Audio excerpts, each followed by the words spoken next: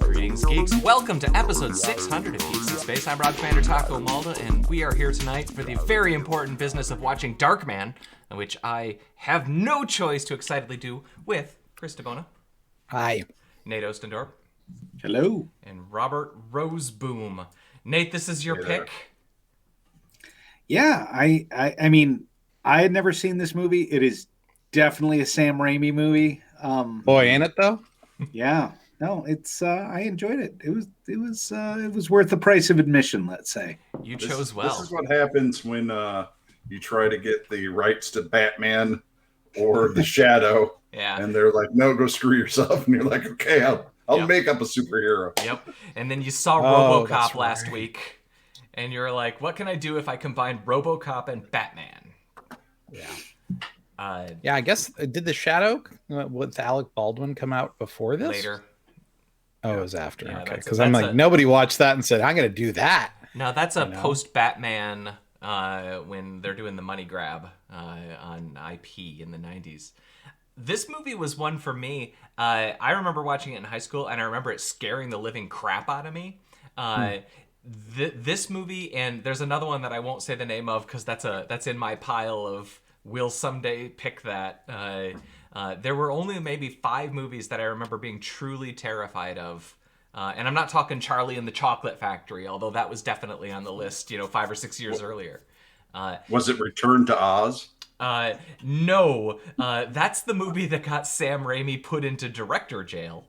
And he only has dug his way back out because they're now filming Doctor Strange. Number 2, yeah. Number 2, and that's his return from director. His jail. Redemption. He had to wait 8 years. Well, after the dance scene, yeah. Oof. Yep. That was hard to watch. It's difficult.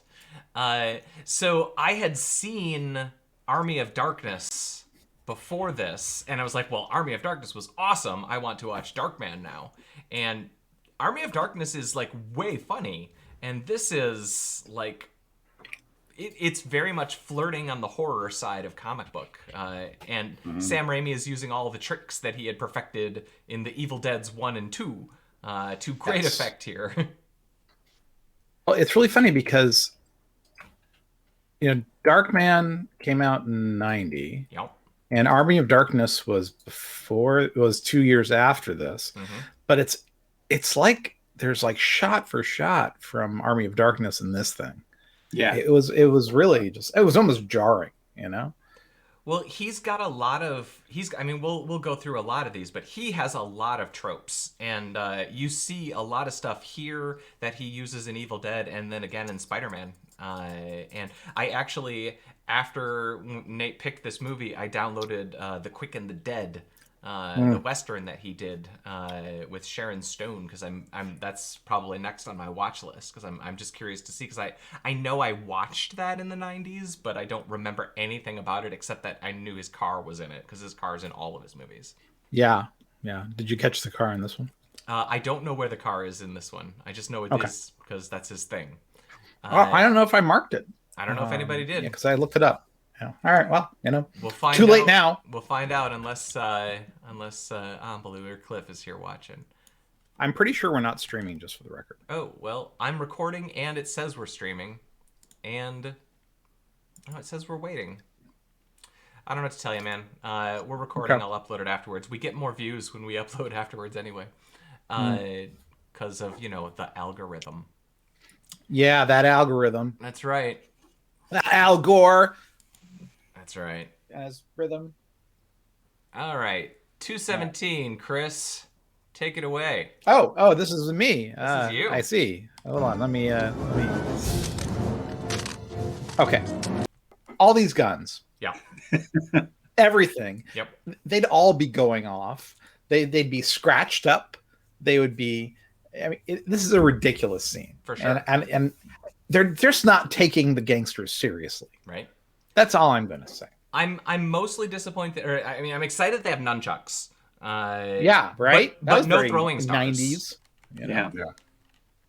No size. I see no switchblades. bow stick. No katana. Brass Brass knuckles. Brass knuckles. Yep. Yeah. This is No And bueno. this guy has pretty much the least threatening haircut of any villain I've ever seen in any movie ever. That's why he part of it. surprises you. Yeah. Yeah. He looks like he's maybe a third string accountant at a financial advisory firm, but nope. Nope, psychopath. Yep. He actually calls them This is such cuties as well, which I didn't. I think that's bizarre. You don't get away with calling people cuties anymore. Okay, so before you hit play, Now, I want you to pay extra special attention to Ted Raimi's facial expressions. Ted Raimi is just to the right of the bad guy, and he's Sam Raimi's brother, of course, and he uses him in all of his movies. So hit it. Eddie Black, especially a bunch of dinks. Dinks. Whoop. doink to I was doink. just like, oh, Ted, you deliver for your brother. Other brothers, they just sort of hang around. They just sort of deserve to be in the movie. Ivan doesn't get similar credit. Yeah. I think Ted, he brings it. He's like, I'm going to earn my dollar. Ivan's the co-screenwriter, right? Is that how that worked? Right. So he's got one brother who can write, and the other is pretty. And He's he all about is the facial expressions. a practicing emergency room doctor in Ann Arbor. Really? Ivan is? Ivan is. You're Well, not kidding. Emergency physician in Ann Arbor, traveling to Los Angeles occasionally to work in Hollywood. Time to get hurt. Yeah, There they got deep roots here in Michigan. Yep. One of the reasons I liked Army of Darkness so much was the chemistry book was the Lyman Briggs chemistry book that I had. And I was like, right on. And I mean, all the stuff was filmed around Grand Rapids, so Yep. it's all classic, man. Whoa, did my thing just move? My thing just moved. This thing is you, just Nate. moved. Consider my points. One by one. This scene so this is our first cringeworthy, like, gory scene, and the punchline of I've got 7 more points. That's right. Yeah, just like great. I mean, you're 5 minutes into the movie, and we've got good cringe value here. It's going to be a Sam Raimi ride, Right. Yeah. And they carry those fingers all the way through, man. Yep. I can't imagine why, as a child, I was frightened by this.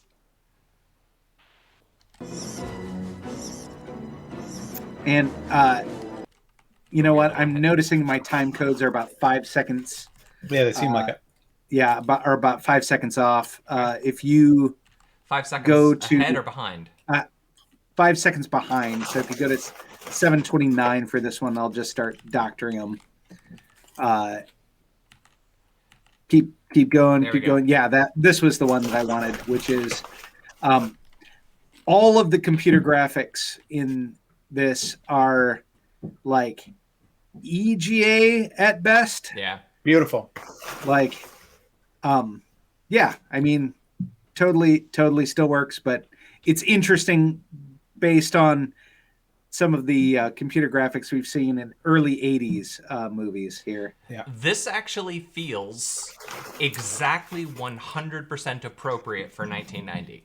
This is the technology that a lab would theoretically Totally. have. This is the real-time capabilities that a high-end workstation would have in 1990. The one thing that I would note is that, and it's not in this frame, but there's a later sequence where they show the exact same screen and there's a facial model, and they list how many polygons are on screen, Yeah. and that is a lie. Because there are way Yeah. more polygons on screen than what the number was. I don't remember what it's like. Thousands, and there's hundreds on the screen. It's wrong. Well, this one says polygons at 447, so that's very exciting. That seems a little high. High. I mean, maybe, but see, no. As they animate, polygons are being added to the count. It goes from 447 to 494. But I mean, maybe they're counting the ones that are occluded by the front. They're doing their Z buffering. Yeah, maybe that's it. Let's go with that. All right.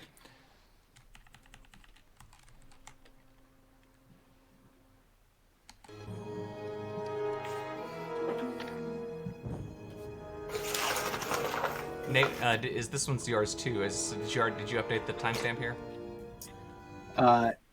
Yeah. Go back a little bit here. Yeah.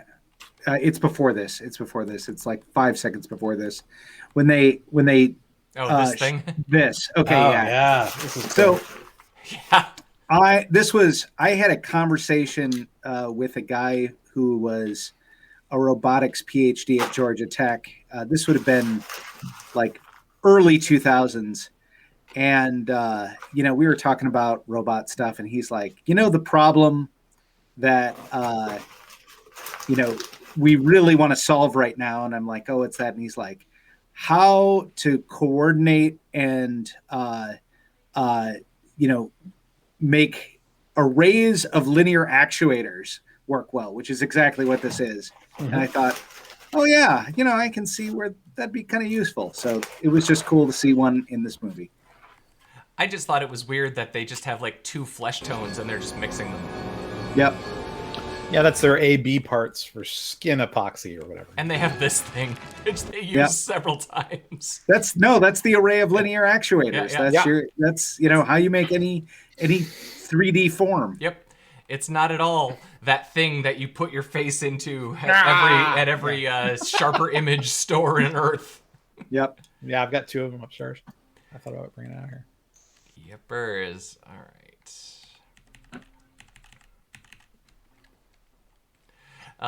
So I just wanted to note, here's our future Oscar winner, and also future Jedi Master Qui-Gon Jinn. And it's interesting. He's so young and good looking. He is. He's kind of handsome. He's a pretty fella. So his acting, it's not so great. It's hit or miss, man. He's still finding his path. Waiting for us. I can feel it. God, I can almost taste it. That is but I wonder. I wonder how much of that is Raimi though. That's what I'm saying. Like I'm watching him. I'm seeing the Spider-Man 3 dance. I'm seeing the Army of Darkness. Self-fighting between. Yep. Bruce Cambell and Bruce Campbell. I mean, it's just like, and the facials, like, it's like he's being directed. Maybe a second take though would be okay in this case. He's a few years from Rob Roy, right? So that's true. It's rough. The scene that got me is some of the fight scenes at the end. Like, it's clear that Sam Raimi wrote this with Bruce Campbell in mind. It's so blatantly obvious, and he's trying to get, who is theoretically a better actor to act like a worse actor, maybe. And I don't know. I find this all very charming. But that's some of his worst. That's one of his worst line reads. So go back a little bit. I tried to jump forward my things, and I think I overshot. So Frances McDormand, like kind of terrible in this movie, kind of cute, like definitely a very different role than I am accustomed to her as. So yeah, it was interesting. Honestly, she's the worst performance married I've to ever one of the seen. Coen brothers, and the Coens shared a DP with Army of Darkness, I believe. I think Barry Sonnenfeld is in that same group. Like, there's a half a dozen filmmakers that were all like right together in the mid '80s, and she came out of that. I just watched Nomadland a few days ago, and she's got a nomination for that. And so it was actually really weird to like wrap my brain around that, because she's 30 years older now, and like a completely different presence. Like, it's just, I don't know. She's a really good actress. That's all there is to it. She's forever the police officer in Fargo. To me. Totally. Damn right. Totally. So, That your partner there in the Chipper Shredder? oh, sure. But yeah, no, she's terrible in this movie. I mean, it's not good. There's not a single scene where I'm like, is she just like a plank of wood? I mean, what is going on here? Sorry, keep going forward a little bit. There's a shot of the riverfront that I wanted to get. Yeah, that's coming up. Okay. My time code's his. Oh, is it? Okay. Yeah, 1328. 1328. Oh, and Nate's way off now. Yeah, I'm not sure what happened. We might have different versions. Yeah, and then they end up like pointing outside at some point. But I was just like, it's Delta City, it's OCP. Yep. Totally. You know, I mean, let's not pretend this is anything it is. Everything about this, they're on the top floor of the big building. I think when they show it, it looks like the GM towers in Detroit. So I thought, oh, they shot it at Rensen, but it's actually it's all LA riverfront. Like, that is the Westin Bonaventure, which is used in a million things. Most recently, the street riot scenes in what's it called? The dumb Westworld, right? So yeah, I mean, it's in everything though. The Westin Bonaventure, everything. I just was really hoping that a robot would come in at some point and shoot everybody, but it never happened. So I was disappointed in that. You have 3 seconds to comply. The dark. I think the synthetic cell. So this is now setting up the limitation of their regeneration, which I love. It's you got 99 minutes and it's exposed to sunlight. You got to have a limiter on your superhero powers. You know, this is as plausible as anything. But what drives me crazy about this is they could have just put sunscreen on the dumb things, right? You know, if it's breaking down because of UV or because of whatever, just put on a nice foundation. Could have worn a hat. Could have worn a hat, a cloak. He has a cloak. Use the cloak. My problem, and it's demonstrated throughout the film, is that it appears to be a hard timer that has nothing to do with when it's exposed to sunlight. Yeah. It's just like once it's exposed, if it's 99 minutes old, it's done. And like I don't think that's how it would work, but. And if it was oxidizing, okay, sure, all right, I'm there for that. No, right? It's the chime on his digital stopwatch that causes it to start bubbling. Yep. It's I don't know. I love it. It's the gimmick for this movie. Yeah, it is what it is. That's the rule. So I'm gonna run this one for a little bit longer. I want to get 12 seconds just because I think this shot is really great. Here we go. Bad guy. Bad guy. Bad guy. Spinning camera. Bad guy. Spinning camera. Punch. I just think that shot is so great as they rotate from bad guy to bad guy, and they each have their like little thing that they do. I forgot to mention it, but the running gag with the guy who has a artificial leg that's actually a gun that his partner grabs is fantastic. Yeah. I'm a bit stunned none of us put it in the list. I think we all expected somebody else to put it in the list. I expected y'all to, because when they take the gun leg, it has an enormous magazine sticking out of it. And I'm like, okay, they're going to notice that during the whole process. Nobody noticed that during the frisk. Oh, the only thing I said here is that. Oh, actually, it looks like Nate had a note. Nate? Yeah, no, just like the sort of torture and execution scene here is just, again, gratuitous Sam Raimi violence, quite enjoyable. Yeah, the only part that I said, so before, when he simply touched the electrodes on the sides, his hands melted away, and then he was being submerged by the bad guys in the superfluid that is acting as a dielectric, I guess, or and I'm like, they're gonna get hurt too. There's not a moment where they're not gonna get hurt while dunking him in the acid with the electricity going through it. I'm like, these bad guys are not very good at their job. That's true.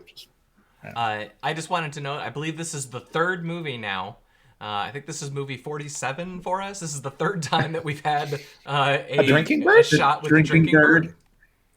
Really? What were the other two? There was one in Aliens. Alien. And then there was one. Was there one in 2010? Or there was another spaceship one that had one too.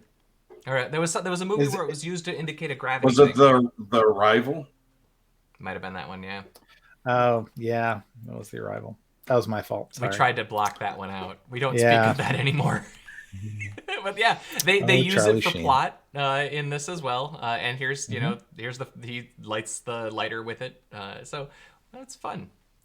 I guess maybe kids fiddled with those more, like in his childhood than ours. Because I mean, I didn't really see those very much as a kid. I knew pretty of them, cool. but for sure. Oh yeah, the part. Just let it play. Funny. All right. Yes, I love it. Good stereo. Fantastic. What I will say, and this movie is another one of those really good examples of it's 1990 and we are as good as we will ever get at analog compositing, blue screen era compositing, and there are a lot of shots where the compositing is not good. But Not good. It was funny to come from this from Temple of Doom, which is like 6 years earlier, and like the 90s were like this decade of us getting better and better at these analog comp shots, and then like 1993, it's just like, oh, everything switches to digital, and then everything looks horrible for like 10 years as they figure out digital comping, and it's like another 10 years before. Like now, like usually the compositing is seamless in any movie that would have a budget like this. Yeah. 14 million, which, yeah, I mean, it wasn't huge, but it was definitely kind of middle of the pack for 1990. Yeah. But compared to the Evil Dead movies, yes. Yes. Raimi had to been like, oh my God, how are we going to spend all this money? Well, I think Evil Dead, Army of Darkness was $11 million budget. I mean, it's Army of Darkness, amazing. yeah, but Evil Dead and Evil Dead 2. Yeah, right. Well, Evil Dead is like what they found in. I got $16. Yeah, we can make Evil Dead right now. Oh, yeah, they're like, hey, Ivan, could you pick the pocket of some of those emergency room patients? Because we got to make a movie. We could do much better because we all have cameras in our pockets that are better than what they had back then. Yeah. No lie. I just wanted to say, again, Raimi loves to do these things, but this is a really nice shot. Watching her fade again, not the hottest composite there, but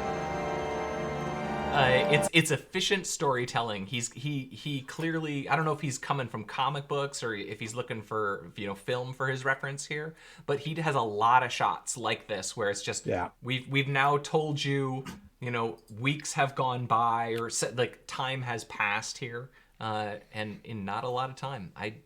I will say though, again, Frances McDormand, she drops it. She makes it not as fun. Like she could have just like so hammed it up and made this work, and instead she's a wooden plank. It's like they could have just replaced her with a mannequin and it wouldn't have mattered.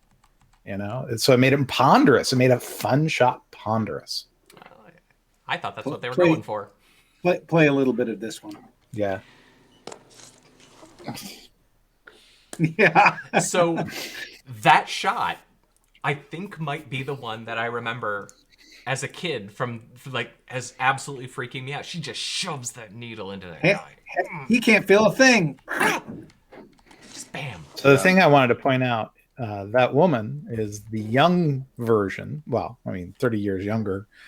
So in The Winter Soldier and briefly in The Avengers, she's one of the World Security Council. She's the one that Black Widow puts the mask on to pretend she is. I literally watched that yesterday.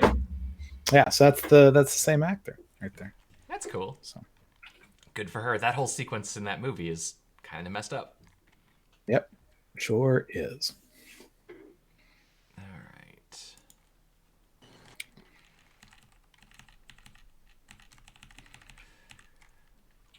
So this is just the crazy montage here. I just play a little bit of it to enjoy. The background too has like the kid's voice like yeah. It's this Danny Elfman though. It's Danny Elfman, and it's the same choral vocal thing that Nightmare Before Christmas uses.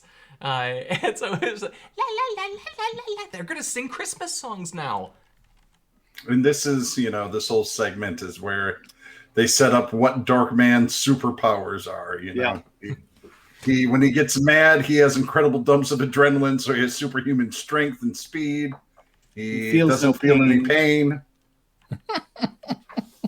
you know, like you do. I just wrote, as part of this scene, he's out there in the water and the filth and the scum. He's gonna get an infection. It's like there were no antibiotics provided to him. And that nurse just poked a hole in his just plastic poked him. tarp suit. And they've not completed debriding all the dead skin from his 3rd-degree burns. Yeah. I mean, this is very poor wound care. I just looked at this scene and I gave him a D- in makeshift housing. Like, come on, there's got to be better structural elements than just hiding under a cardboard box in the middle of a drain. I did it. They'll never find me. That's Metal Gear that's Metal Gear caliber. Yeah, that seems right. Oh, yeah. And here we are. This is before we got to give him credit though, because this was before really Zillow, and finding a hideout as a superhero on the run was way harder back then than it would be now. True. So can I listen? First of all, somehow his condemned building has power. Okay, I'll buy it. Sure. But like, he's running an extension cord. All these computers are just a mess. They've been in a fire, and there's been water and damage, and the big effect is that the little voice recognition, speech to text thing, text to speech thing is a little wobbly sounding. I'm like, this is not how computers get through fires, Insufficient data. Yeah.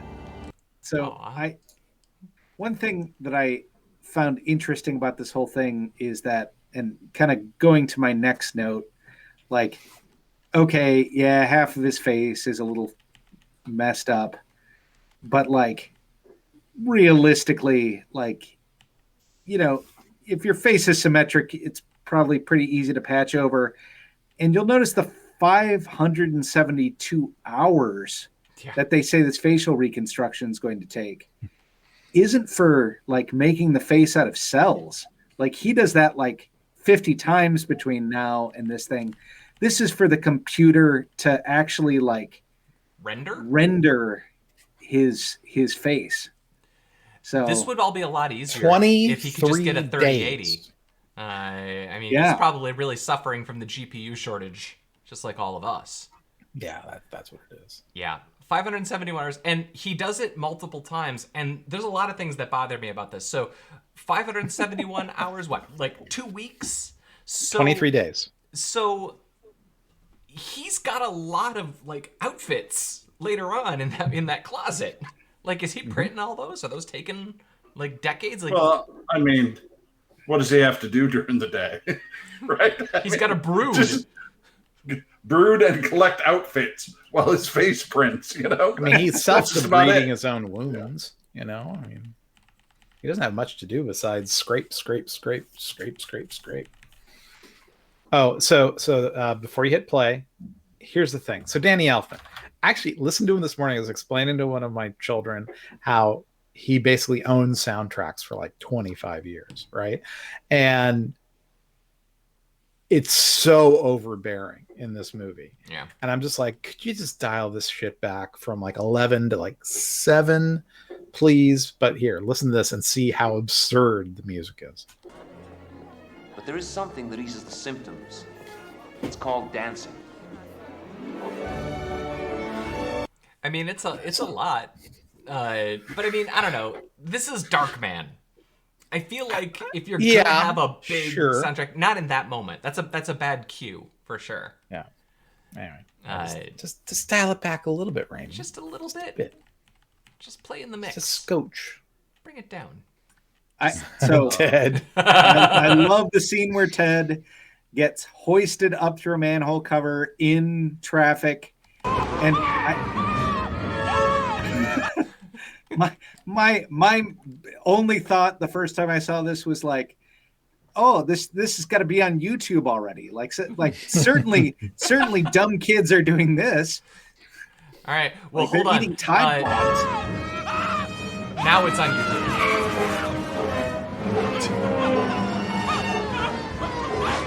And copyright struck. And that just happened? No. But that's inevitable. Because we're not actually streaming. We are streaming, but to who knows where. I am sending bits to something on YouTube. But I'm also saving it to my hard drive, so whatever. Maybe you're sending it to Twitch. Anyway. Nope. Not right now. Let's see.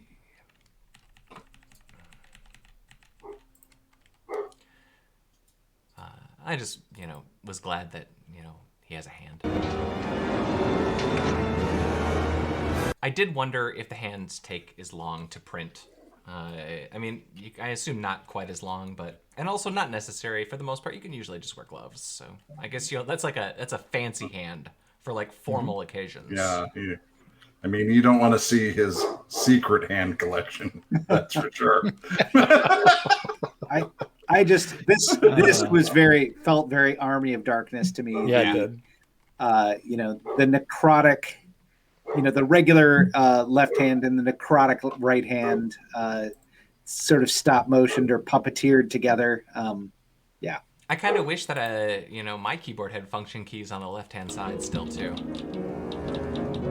It's nice. Mine does. You have function keys on the side?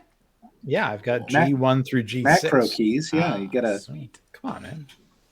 Aren't you a gamer? No, I'm not. I play video games, but I'm not a gamer. No, but that keyboard, it's also got an unusual cluster of keys in the upper right and side right as well. So. Here's just another rough composite too. What have I become? What have I become?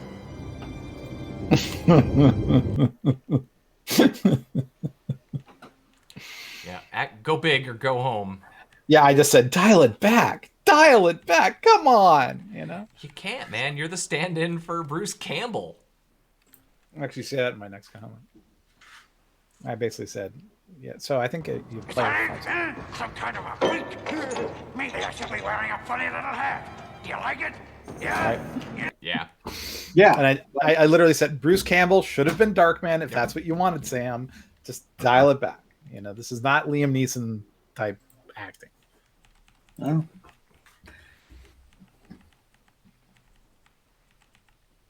She just hangs out at the tombstone? Like that's her like her place?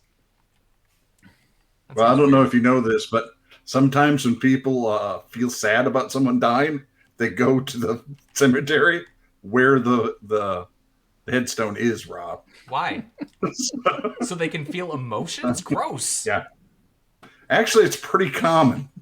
Yeah. There's always people hanging around the I gotta check my list. I got some graveyards to go to. I don't want to be without you again. I need you too, Jules. Yeah, and I'm sorry, this is one where my time code's totally off. When they go to the fair. Yeah, that's a little bit after this, right? Yeah, I think it's a little bit after this. All I said about this scene, because I thought that you were actually commenting on this scene, was how insanely boring. Frances McDormand, she's so wooden. So I like this collection, but I have to say I still think the best collection in any movie, television show is Dexter's collection of blood slides. I mean, it's so much easier to hide someplace. Yeah. Even if someone finds it, they're like, what the hell is this? And you're like, well, I work with blood. So it's just, whatever weird thing I do. Right. There's no explaining this. I mean, someone finds this, and unless you're serving finger drinks in Alaska, they're going to know something's up. What is the point of this collection? Oh, awesome. That was a joke. Well, the thing that bothers me is that, like, okay, so if you're gonna collect blood samples, that at least in that case, identifying the bodies is a DNA test. But this is 1990, and that's a lot of fingers. So this guy's been doing this for, let's say, a decade. You know how you identified bodies in the 80s? With a fingerprint. Right. So, like, it's not like, at least if you had slides of blood in the 80s, like, that's before DNA would be like, like every court case would just have a DNA test. This is just like, no, that's a Steve. Well, you know what's funny about this? It's like, you know, he's probably putting these up his butt. You know, there's some other angle, right? It's, you know, there's nothing normal about It's a collecting sex fingers. thing? All right. Maybe it's a sex thing for the guy. I don't know. What I do know is that it just doesn't ring true. Get it? Ring finger. Yeah. Oh, I know that's not the index finger joke, but it's. Yep. Oh, good times. So this bothers me. Why does it bother you? I just didn't find it intimidating. I didn't think that the Asian gangster guy was going to be like, "Oh well, you're burning yourself. Yeah, have $1 million." This is just stupid. It's just stupid. Like, oh, you have some sort of condition that you can't feel your hand, so therefore what? I don't know. Yeah, it would have been much more intimidating if he like went outside and showed him he could jump really high or something, or threw a javelin a long ways, or just took off his face and showed him his weird ass face. Yeah, but then he would know he wasn't that guy, right? He's like, I thought I wasn't in Beetlejuice. You know, I don't know. Daylight come and me want go home. All right. And then you had a thing about. So I actually enjoyed this movie, but it was so jarring how weird it was at times. You know, this all got smooshed out of most movies by the time, you know, the 2010 hit, right? But like Sam Raimi was just like, they're like, here's a lot of money, Sam, go make a movie that you love. And he's like, I don't know if they have like a piece of train track that they use for the camera, but like there are so many zoom ins in this movie. Like I like it would actually be funny to do a count because there are so many zoom ins. Okay, so pause. So I basically want to play this whole thing through like 45, 50 seconds in. So just like play like 6-second segments. This scene is so over the top. It is just so over the top. And I'm almost like, what were they thinking? Like, he's like, okay, now take the fake hand and break the finger, you know? And it's like, look at his face. Okay, pause. Like that compositing job into the eyeball. I mean, this is straight out of what'll happen 2 years from now in Army of Darkness. It's such an odd scene. But keep playing for another few seconds. The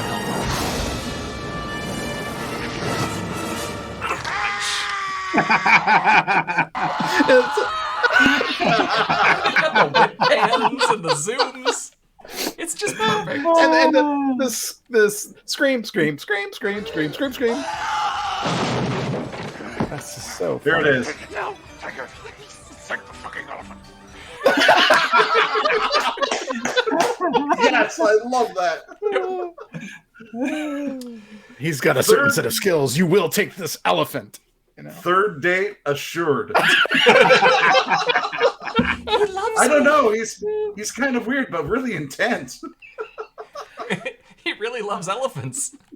Yes. Yeah, and he keeps on doing that funny run where he's like running, he's pogoing from like leg to leg, and it's like right. And our dates never seem to last more than 98 and a half minutes. He runs like Quasimodo. He does. You know, yeah. Acting. Weston Bonaventure. Right there. That's the Weston Bonaventure. This is the hotel you always see in the movies with the interior glass fronted windows, elevators, and enormous lobby. It's a horrible building. I mean, it's the worst, but it's very cinematic.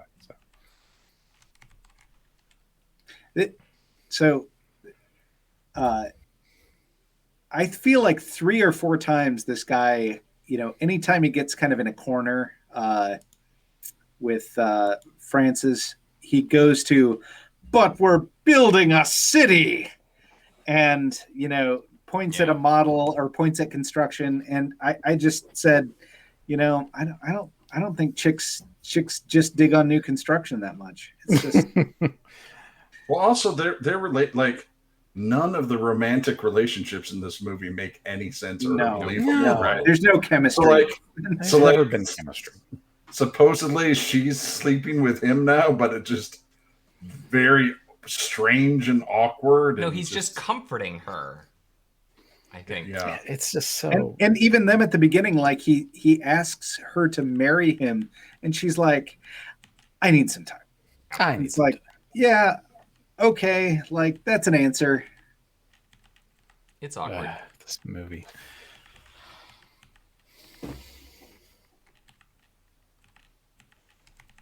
Okay. Oh, so you called this, and I just wanted to point out, Mission Impossible didn't happen for another 6 years. Basically, having miniaturized all of the Darkman technology for the masses. That's they had to refine it. Yes. But let's see. So he's got a lot of body parts in here. So those don't all take 500 hours to print, right? No. The printing. No, just his face. Yeah, his face. That was like the polygon reconstruction on his face. Right. It was just the computer rendering job. All right. The printing he can do in like seconds or minutes. All right. I guess. Because he has a magic linear actuating skin printer. That makes sense then. All right, I'll believe it then. That always bothered me as a kid, though. It just seems like he has too many of these things available. Too many faces. So all I wrote for this one, so you should let it play for like a few, I don't know, 10, 5, little chunks.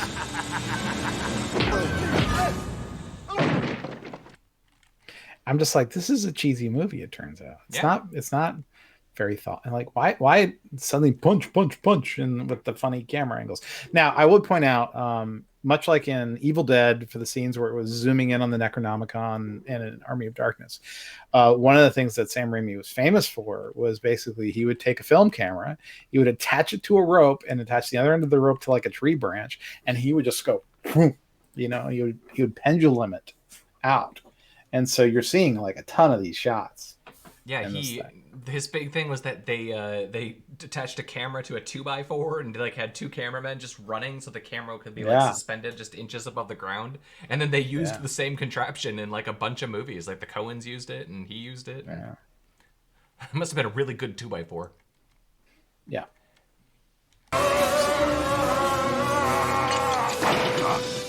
Yeah, I was just like, okay, that's not how arms work. His arm would get ripped clean off. And this is his damaged hand, Very Robert, strong. you were about to say? To be fair, you don't know how strong his ligaments are. Actually, that's funny because if you look at how they make carbon fiber, it's basically like a process of oxygen-free burning of plastics and other carbon sources, right? So maybe what they're saying is when his hand was melted away, his ligaments got turned into carbon fiber. Like could be. His ligaments became tempered and became stronger. That's what happened. It's not Darkman, it's Hardman. That's a science word. That makes sense. Annealed man. A lot of these comps are This bad. was the Bugs Bunny shot coming up here. Yeah, I think it's actually at 1756. No, it's right here. He's going into it right now. Just hit play. Excuse me.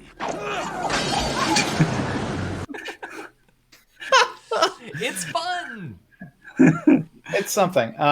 The thing I said about this was the helicopter work was remarkable in this movie. I mean, this is in some ways, and with the exception, of course, of Airwolf and Blue Thunder, this was like a good helicopter stunt movie. In this segment, it's really something. So.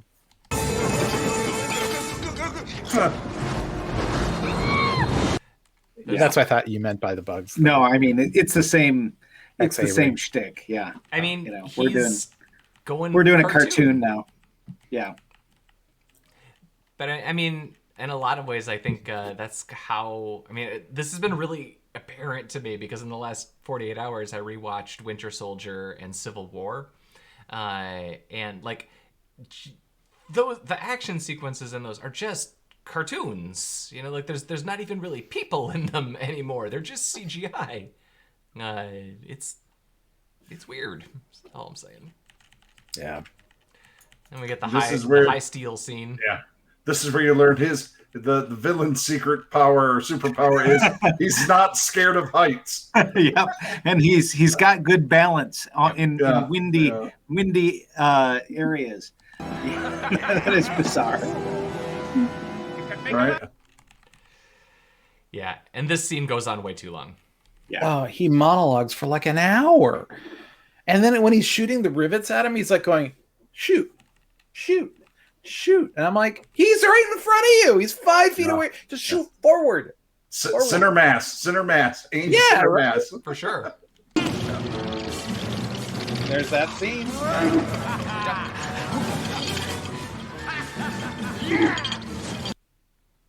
So all I wanted to say is that was the camera on the rope scene where it was following the pendulum. That's classic. Raimi loves putting cameras on stuff. He does, man. Which, I mean, now that I think about it, every computer animated movie now, like the Marvel movies and stuff, that's actually a complaint that you see a lot of times, is that the cameras are not grounded. They don't feel real, and that does something to the viewers watching of a movie, right? Like, you see it a lot in like a Godzilla type movie where the camera will just be like floating in the air and spinning around. It's like because Tron let you do it, now every shot can. At least in this case, the Sam Raimi movies, you can still feel that camera is connected to stuff on the ground. It's not unmoored from reality entirely. That stuff adds up, though. Yeah. The rivet. just here. I'm just gonna get that thing whizzing through the air. That's good stuff. It's good stuff.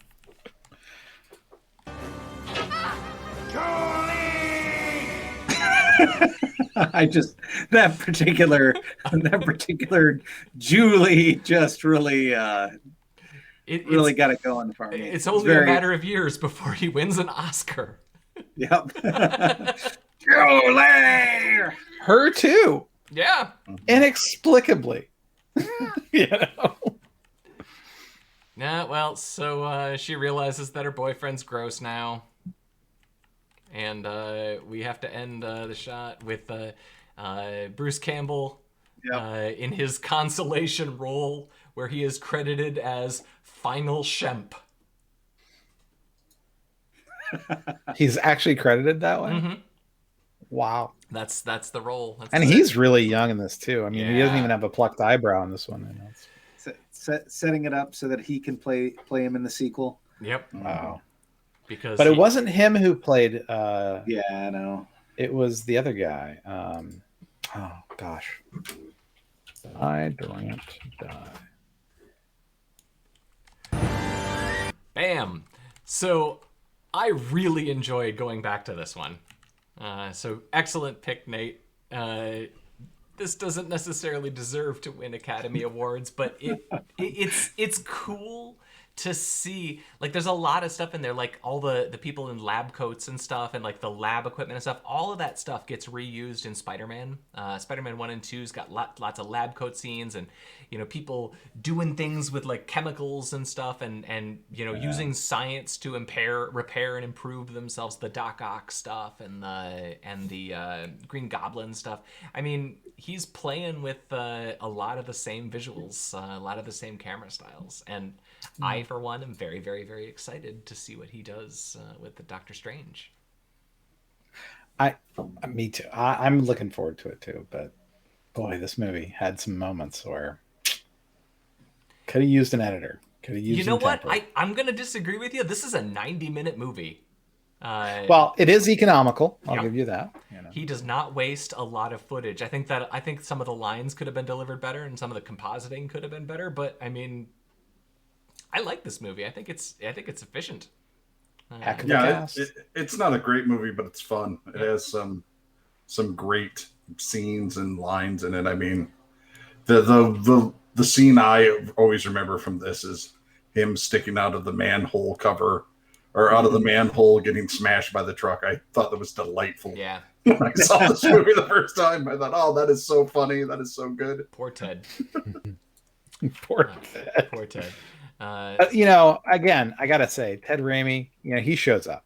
Right, that guy, he does the job, there's never been a moment where Sam said, I can't believe I have to put Ted in this thing just because he's my brother. It was always like, Ted would be great in this spot, That's all Go Ted. He's notorious for torturing Bruce Campbell, and that's like his hobby.